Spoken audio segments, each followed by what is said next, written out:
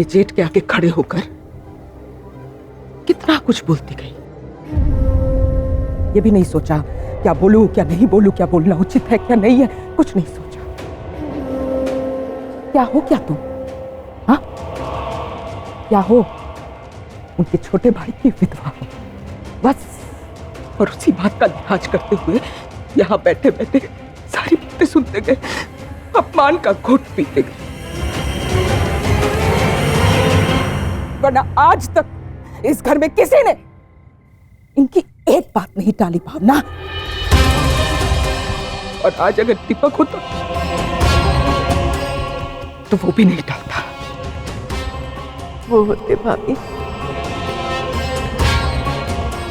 मुझे किसी चीज की जरूरत ही ना पड़ती। अच्छा, तो हम तो जैसे तुम्हें इस घर से भगाए दे रहे हैं, जो यहाँ पे बड़ों के सामने ऐसे बंटवारे की बात कर रही हो।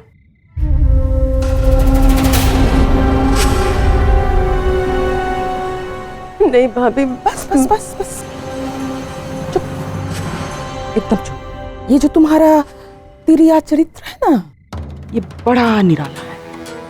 देखो, पल में सबको आंख दिखाती हो और अभी मोटे मोटे टेसू बहा रहे हो इन्हीं आंखों से। आड़े समय अपने हिस्से का एक घर नहीं दे सकी, और वही भाई साहब को पैसे मिल जाए। इस बहाने व्रत, उपवास, अपनी बेटी के हाथों महालक्ष्मी को अनार चढ़ाना और न जाने क्या क्या। ये जो तुम्हारा खेल तमाशा है ना भावना, ये बंद करो। ये तुम्हारा असली रंग, जब भी दिखाओ इसी रंग को दिखाओ।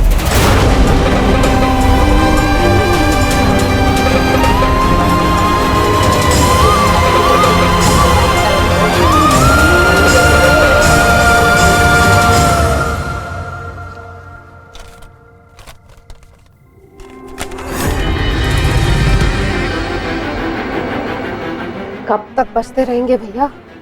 कोई ना कोई सुराग तो जरूर मिलेगा।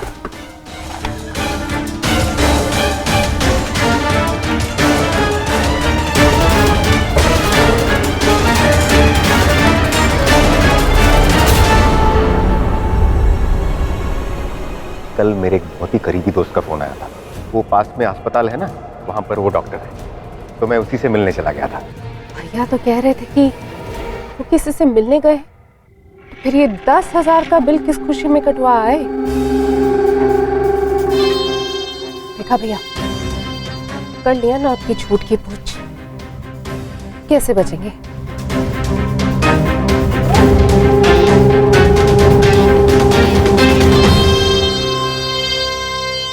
अरे चार्जर मैंने कार में ही छोड़ दिया। ये आरू भी ना, कितने बार कहा है बैग का जिप बंद रखा करो। देखो सारे बुक्स गिर गए उसके।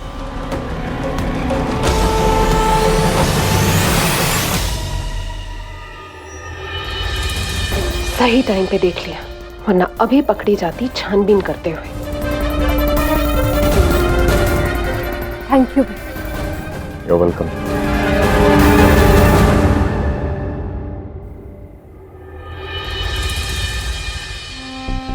अगर टाइम पे पैसे आ गए तो ये बोर्ड आपके टेम्पो पे लगाकर मैं खुद देने होगा, और अगर ना आए तो ये बोर्ड आपके टेम्पो पर कभी नहीं लगेगा।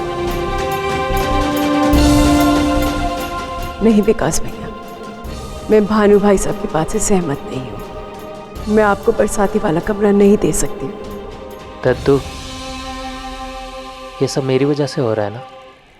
मेरी शादी का कितना प्रेशर आ गया सब पर, घर में पैसे को लेके इतना टेंशन है और मैं कुछ भी नहीं कर पा रहा। कुछ समझ में नहीं आ रहा कैसे हेल्प करूं, और कोई ढंग की नौकरी भी तो नहीं मिल रही है। एक तरफ इंश्योरेंस का पैसा फंसा है, ऊपर से वो खान हमारी टेम्पो ले गया, और अब बरसाती का झंझट। सब मेरी शादी की वजह से। अफजल खान से लाखों रुपए तूने लिए हैं? नहीं ना, ये सब तेरे बाप की महत्वाकांक्षा का परिणाम है। इतने बड़े घर में रिश्ता करने की क्या जरूरत थी? अरे कह देता कि हमारे पास इतना नहीं है, लेकिन नहीं, जहां तक इंश्योरेंस की पैसे की बात है ना, तो मैं अभी इतना बूढ़ा नहीं हो गया हूं कि मुझे कुछ समझ में ही नहीं आता। वो पैसे भावना बहू और बुलबुल बिटिया के लिए हैं और उनके भविष्य के लिए दीपक ने भरे थे। और अगर घर पर कोई विपदा आती है तो वो पैसे तो भावना बहू खुद ही दे देती। हद करती है तू बुलबुल। आधी कटोरी अनार के लिए तूने झूठ बोला, और वो भी माता रानी के नाम से। आप भी तो मेरी माता रानी, और मैंने कोई झूठ नहीं बोला। मुझे ये बेकार की बातें नहीं सुननी है। हाँ माँ, झूठ बोला, लेकिन यही सोच के बोला ना कि अगर आपने आधी कटोरी अनार खा लिया ना तो आपको ही ताकत मिलेगी। नहीं तो ताऊ जी ने तो आदत ही है मुंह से निवाला छीनने की। बुलबुल, मेरी एक बात कान खोल के सुन ले। इस घर में ना तो कोई चोरी छिपे कुछ खाता है और ना ही हम खाएंगे, समझी तू? आप मुझे मत बताओ, मुझे पता है किस किस के अलमारियों में क्या क्या छुपा के रखा है। आपको पता है ताई जी, उनके अलमारी में इतने सारे बिस्किट्स भरे हुए हैं, और छोटी ताई जी उनके अलमारी में कुकीज, चिप्स, चॉकलेट्स और ड्राई फ्रूट्स का तो पूछो ही मत। अगर मैं गिनने बैठी ना तो रात भर गिन के नहीं होगा। कोई जरूरत नहीं गिनने की। ना मैं ये सब जानती हूँ और ना जानना चाहती हूँ। मैं सिर्फ इतना जानती हूँ कि तू मेरी बेटी है, मेरी जिम्मेदारी है, और मेरी बेटी कभी कोई गलत काम नहीं करेगी, समझी तू? आप ना रहने दो मम्मा।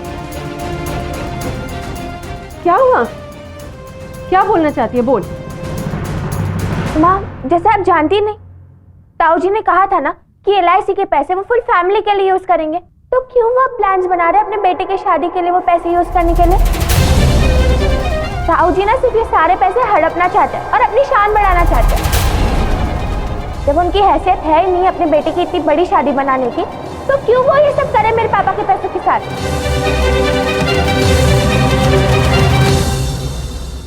वो ये सब अपनी शान बढ़ाने के लिए कर रहा है। फिर दद्दू कैसे निकलेंगे इस प्रॉब्लम से? वो तो सिर्फ भानु ही कर सकता है। अपने लालच की लगाम को सिर्फ वो ही खींच सकता है।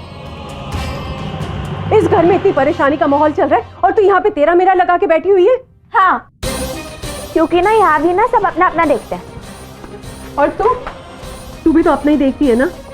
तेरे भाई की शादी होने वाली है, उसके बारे में सोचती है क्या? कुछ करना चाहती है उसके लिए? तू करना चाहती हो ना मम्मा। आप मुझे गिल्टी फील मत करवाओ। आप जानती है कि अभी भैया को सब सपोर्ट करने के लिए है, पर हम दोनों को सपोर्ट करने के लिए कोई नहीं है। आप मेरे लिए लड़ते हैं और मैं आपके लिए, बस हम दोनों एक दूसरे के लिए। आप ना रहने दीजिए, आपने थोड़ी मेरी कौन सी सुनी? नहीं, आज तू दिल खोल के सुना। आज मैं तेरी सारी बातें सुनूंगी। बोल, क्या बोलना चाहती है? ठीक है माँ, आप ही ने कहा था ना कि अभी भैया की शादी हम सबके लिए बहुत इंपॉर्टेंट है। जब हमारी जरूरतें होती है सब कोई हमें भीख भी नहीं देता, जैसे हम इस फैमिली में है ही नहीं। हम तो कॉफी की तरह कोने में से पड़े हुए हैं। लेकिन हमें घर तो मिला हुआ है ना, घर से तो नहीं निकाला गया ना। क्या पता एक दिन वो भी कर देंगे। आपको एक पनीर के टुकड़े के लिए ताऊ जी से भीख मांगनी पड़ती है, और वो है कि हमारे हिस्से के LIC के पैसे मांगते हैं, वो भी बिना शर्म के। यहाँ पे ना किसी को कोई शर्म नहीं है। बोल। मम्मा, आपकी सिचुएशन नहीं है बोलने की, मैं समझ सकती हूँ, लेकिन अब उनकी तरफदारी कर रहे हो, वो भी मेरे अपने बेटी के सामने। मैं तो बस इतना चाहती थी कि आप आधी कटोरी अनार खा लें, पर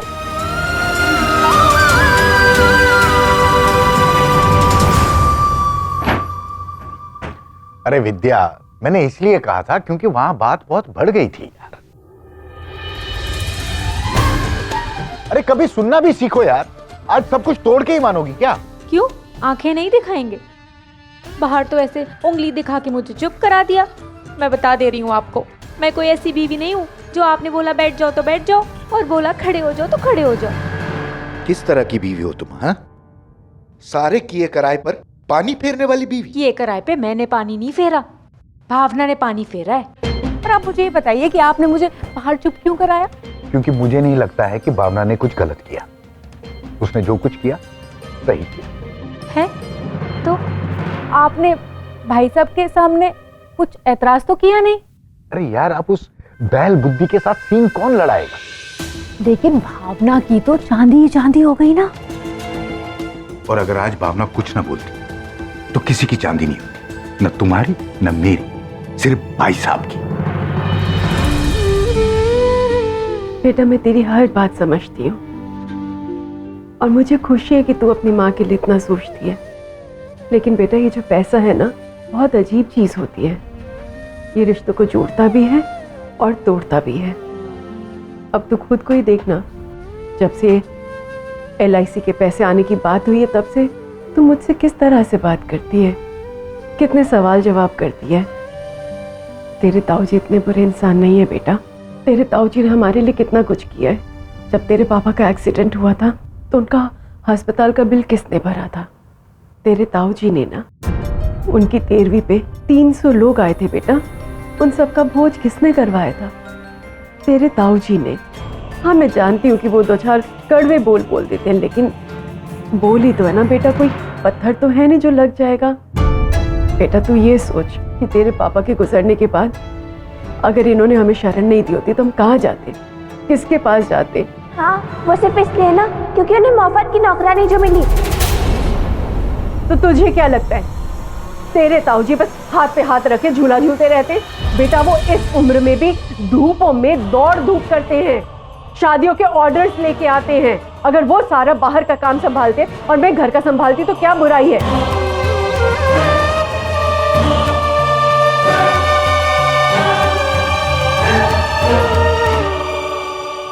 बैठ। देख बेटा, आज हमारे इस परिवार को हमारे पैसों की जरूरत है। कल को जब हमें पैसों की जरूरत होगी तब कौन पूरा करेगा? ताऊजी ही करेंगे ना। तेरा साइंस ट्रिप, तेरी school uniform, fees, tuition fees, हमारा खाना पीना, ओढ़ना, सब कुछ वो ही तो करेंगे ना, और कौन करेगा बेटा? एक बात हमेशा याद रखना, परिस्थितियों को ना कभी भी अपनी अच्छाई पर हावी मत होने देना। मैं जानती हूँ इस वक्त भी भगवान हमारी कठिन परीक्षा ले रहा है, लेकिन इस परीक्षा में हमें फेल नहीं होना, पास होना है ना।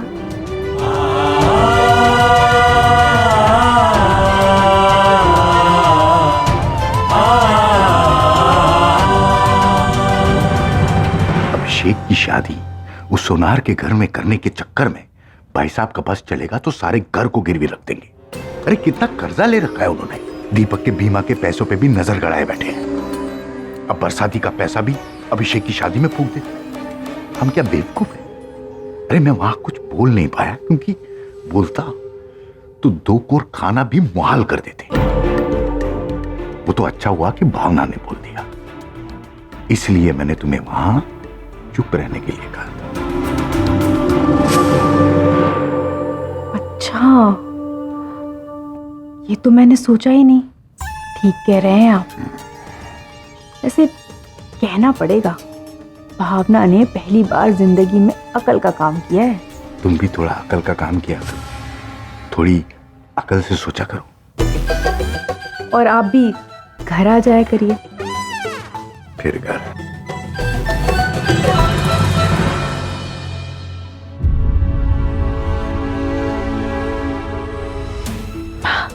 वो मिल गया, बस ना उसकी स्क्रीन टूट गई थी तो इसलिए उसे रिपेयरिंग के लिए दे दिया। रिपेयरिंग में कहीं फोन में से सारी चीजें उड़ ना जाए, उनके सारे फोटोज, उनके वीडियोस। मैंने तो उनकी आवाज तक रिकॉर्ड करके रखी हुई है। हे भगवान, सब उड़ ना जाए।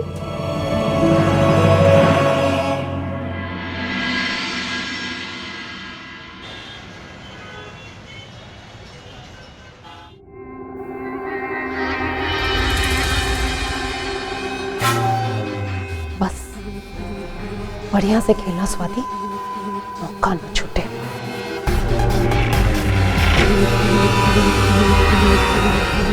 हाय, देखिए मुझे ना ये रसीद मिली है, इनका कुछ सामान है मेरे पास। आप एक बार चेक करके बता सकते हैं कि यहाँ पे कौन एडमिट था, ताकि मैं वो सामान उनको पहुँचा सकूँ। देखिए हम अपनी पेशेंट की डिटेल ऐसे किसी के साथ भी शेयर नहीं कर सकते। अरे लेकिन फिर घर पे वो सामान कैसे पहुंचाऊंगी उनको? सॉरी मैम, ये कॉन्फिडेंशियल इंफॉर्मेशन है, मैं इसमें आपकी कोई मदद नहीं कर सकती। कम से कम इतना तो बता दीजिए कि ये बिल पे किसने किया था। मेरी बात का कौन सा हिस्सा आपको समझ नहीं आ रहा मैडम? मैं आपको कोई इन्फॉर्मेशन नहीं दे सकती।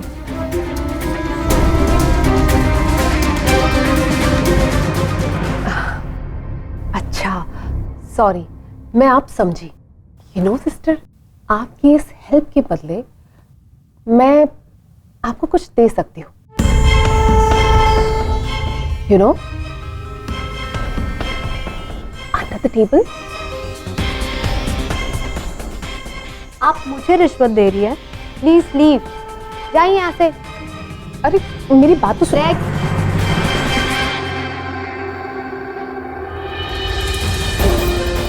आखिर राघव भैया ने बिल पे किया तो किया किसका? कैसे पता लगाओ? मिल गया आइडिया। अब देखती हूँ राघव भैया इस बार अब कैसे बचते हैं। लीजिए, ठीक कर दिया।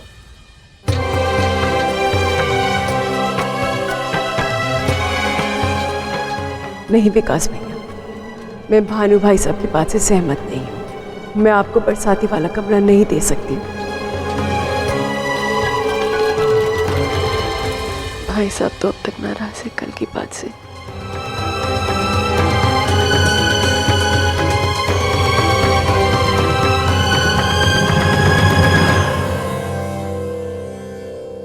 भाई साहब खाइए ना, देखिए आपका मनपसंद मिष्ठान मैसूर पाक लाई हूं।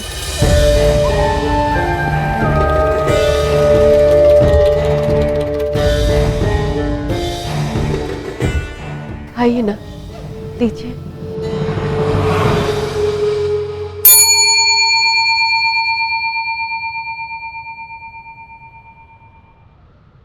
ये सब यहाँ से उठाओ और अंदर लेके जाओ। क्यों भाभी, क्या हुआ? सब जानती हो भावना, फिर भी पूछ रही हो क्या हुआ? जानती हो किस तरह से इनका अपमान किया, फिर भी पूछ रही हो क्या हुआ? भाभी मैंने अपमान। बहस मत करो। भगवान के लिए अंदर जाओ। आज से तुम्हारे हाथ का ना ये कुछ खाएंगे और ना ही पिएंगे। भाभी ऐसा मत कहिए। भाई साहब मैं जानती हूँ आप कल की बात के लिए मुझसे बहुत नाराज हैं, लेकिन मेरा यकीन मानिए, मेरी मंशा आपका अपमान करने की नहीं थी।